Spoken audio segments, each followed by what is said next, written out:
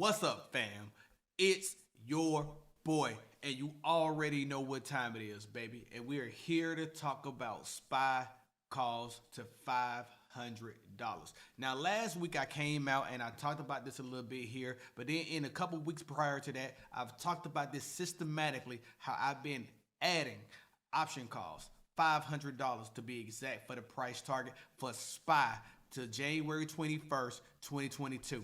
And man, last week on November 26th, when the market first heard about the Omicron variant of the pandemic, we saw a major sell-off. And a lot of people speculated to me that maybe I should ease up on my SPY calls to 500.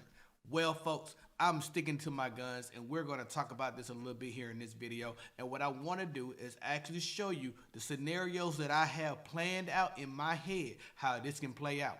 And matter of fact, I'm going to break down some technical analysis for you too, but I don't want you to do this. This is the one thing that I want you to pay attention to as we talk about SPY to 500 during this, what I want to believe is the next Santa Claus rally.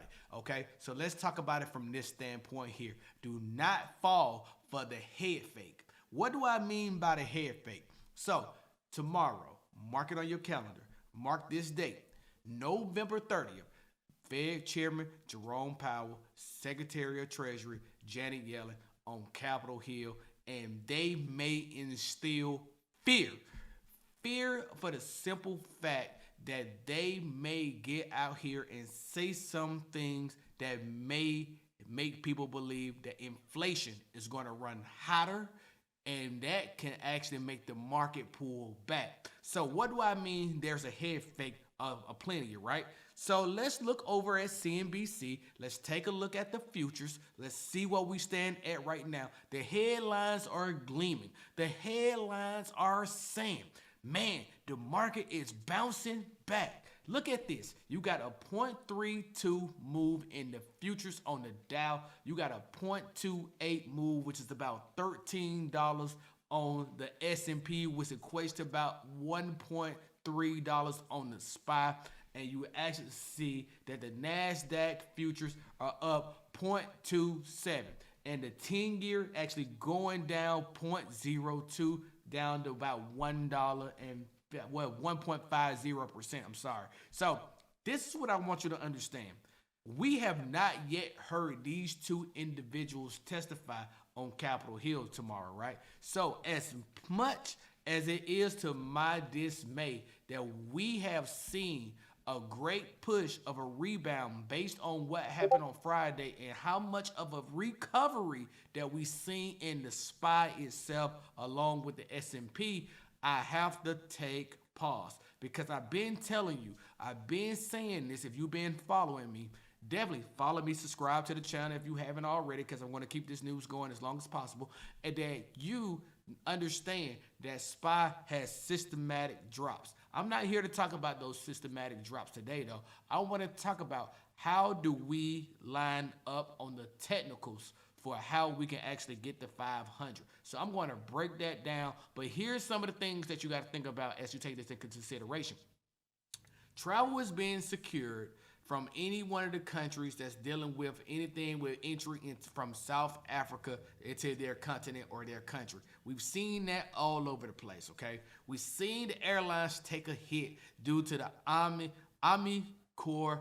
I'm going to get this thing right, man. I'm going to get it right. Let's get this thing. I want to get this name right for the first time. Omicron variant, right?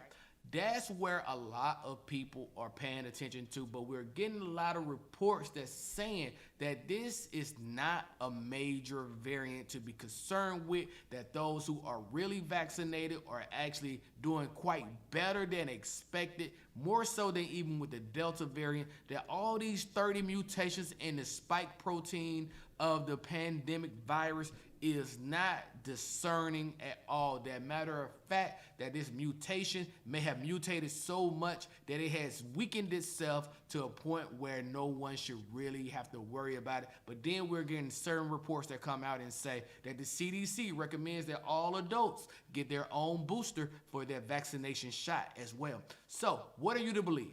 I don't know. I don't have the answer to that, folks. So let's check out the technicals. Let's break it down because, like I said before, humans are creatures of habit. Let's pay attention to what humans actually are seeing on the technicals that we can take advantage of. Okay, so what we'll see here is that there's currently in my analysis, that my predictions, that there's only three pathways that actually plays out right now when it comes to SPY, which is opportune because we're now getting able into that move where we can actually start to determine how will SPY react on the way to the next leg up. Now, there is a fourth, but that fourth is really out of play in my book. And here's the fourth down here at 427.70. SPY is not falling back down to this place unless we see everything shut back down like it did March 12th, 2020. Okay, so I don't think 427 is in play at this point in time. It could be if things change with the Omicron variant, okay? But we'll see how that plays out. Now, let's talk about the other three, though. We have three other positions here that we want to talk about. Now, you see I have a soft support level here at about 452.40, okay? Now, the good news is that on Friday, that we got this major drop back that happened with SPY. And this may have happened quite earlier than people may have actually adjudicated for, okay? So, and the reason why I say that is because if you look here, we had this systematic move down here between the 14th to October 7th. So 14th September to October 7th, we had a nice move down before we made our nice leg up. Now, if you go back here, you'll see that 17 August to about 19 August, we had a 2-day drop off. And then you come in here, we had a 13 to actually 20 July, 7-day drop off, okay? And I'm going to show you one more, 15 June to down to about 21 June, we had another drop off on SPY. Well, this is an overcompensation at this point in time. We have came through this measure of resistance more than one time. We got 1, 2, 3, 4 touches on the same resistance level, okay? And this is why now I get to see a long range trend, a short range trend, and maybe a mid price swing, okay? And then we can actually see on the trend levels, okay? So if you take this green line here, this is based on my weekly trend, okay? If I go over here, you see we got a nice trend line forming on here on the weekly. The yellow line is from my daily trend, and we're seeing that both of them are still measuring this in the channel. We've been in this channel at least since 20 September. A little bit earlier, we entered the channel at 13 September, okay? And we've been playing around this channel pretty much the whole time. Now, this pink line here is my short range trend, right? This is the aggressive approach that we want to see SPY take.